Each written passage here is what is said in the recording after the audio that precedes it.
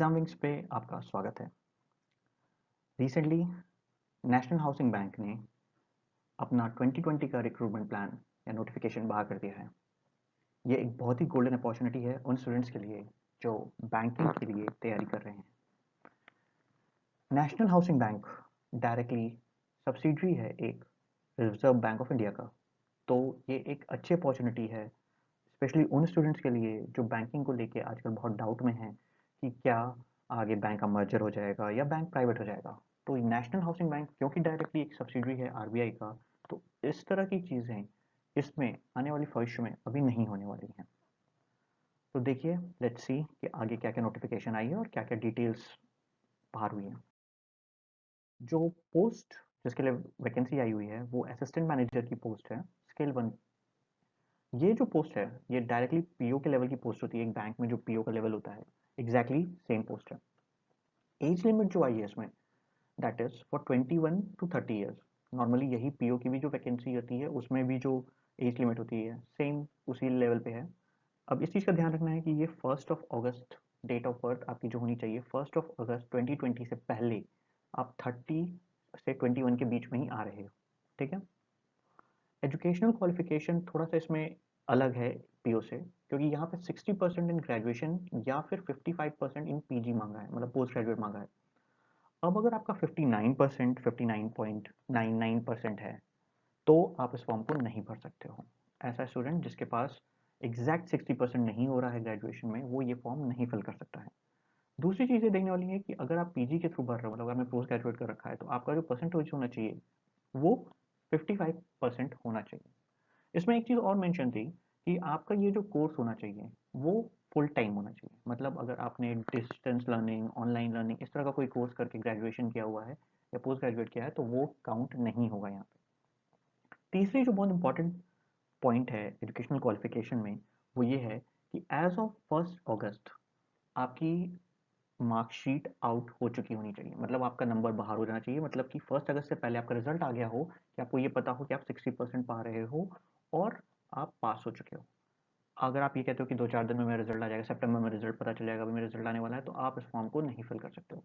Be sure कि 1 अगस्त, अगर आपका 15 अगस्त को भी अगर रिजल्ट आया है ना, तो आप इस फॉर्म को नहीं फिल कर सकते हो। तो आपका रिजल्ट 1 अगस्त से पहले आ जाना चाहिए और ये सारी क्राइटेरिया वो फिल कर रहा हो।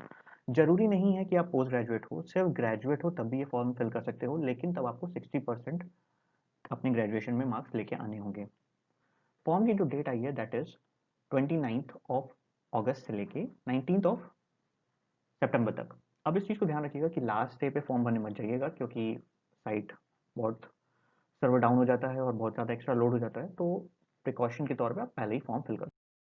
दूसरी इंपॉर्टेंट चीज़ कि एग्ज़ाम कब होगा, जो कि अभी ये पता चल रहा है कि 19 सितंबर तक तो देखो फॉर्म फिल होगा, तो आप मान के चलो कि मिड ऑफ अक्टूबर में के बाद ही पेपर होना है आपका। कम से कम 1 महीने बाद पेपर होता है फॉर्म फिल के लास्ट डे के बाद। तो लास्ट वीक ऑफ अक्टूबर से लेके मान के चलो कि सेकेंड वीक ऑफ नवंबर तक आपका पेपर होना चाहिए।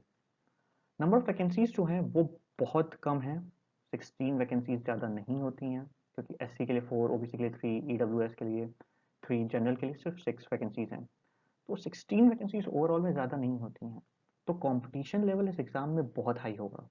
लेकिन अगर कंपटीशन हाई है तो ऑब्वियसली बेनिफिट्स भी ज़्यादा ही होंगे। इसकी जो सैलरी होती है वो अप्रॉक्सीमेटली 48,500 इन हैंड सैलरी है। ये जो सैलरी है, इस सैलरी में आप मान के चलो कि ये जो पीओ होता है, पीओ से करीब 6,000-7,000 से ज़्यादा पहले तो स्टार्टिंग में इन हैंड सैलरी होती है।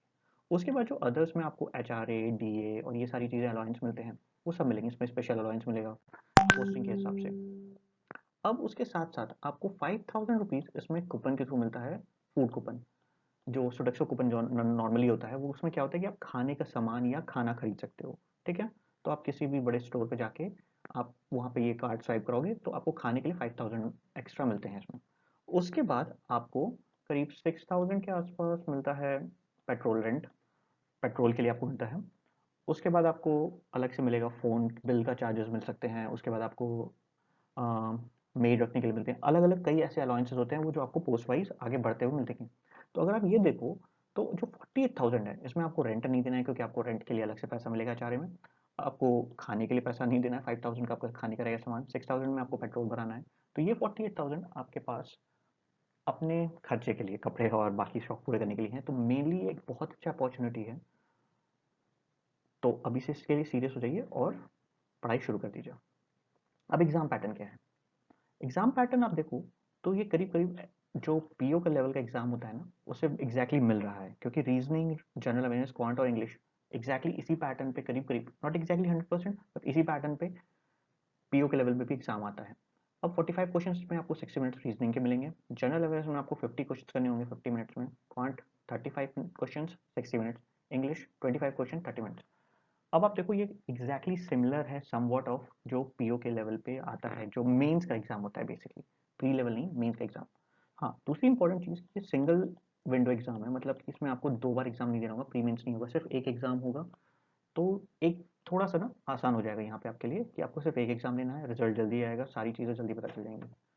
जैसे कि हमने बताया कि मेंस के लेवल टाइप का एग्जाम है, तो ये मेंस में जैसे रिटन एग्जाम होता है वैसे ही इंग्लिश लेटर और ऐसे राइटिंग का 2 आपको ये क्वेश्चन और आएगा, जिसमें आपको 30 मिनट्स मिलेंगे इसको करने के लिए। तो ये आपका जो एग्जैक्टली पैटर्न बन रहा है, वो पैटर्न पीओ मेंस, चाहे एसबीआई पीओ ले लो, आईबीपीएस ले लो या कोई भी पीओ ले लो, तो उस लेवल का होगा, उससे थोड़ा सा प्लस लेवल का ही पेपर होगा। ठीक है, पीओ लेवल से थोड़ा सा ऊपर होगा, एसबीआई पीओ लेवल के ऊपर मेंस का पेपर होगा, क्योंकि यहाँ पे वैकेंसीज बहुत कम है। ठीक है, तो इसके लिए तैयारी शुरू कर दीजिए। और एक चीज़ का ध्यान रखिए कि आपके पास टाइम सिर्फ 1.5 महीने का है, तो आप इसके लिए वेट नहीं कर सकते, आपको तैयारी अभी से शुरू करनी होगी और सीरियसली करनी होगी। बट क्योंकि ये पैटर्न बैंकिंग का ही है, तो इसकी तैयारी आप उसी के साथ साथ भी कर सकते हो। Okay, all the best. Like, subscribe, and share the video. And do press the bell icon for latest updates.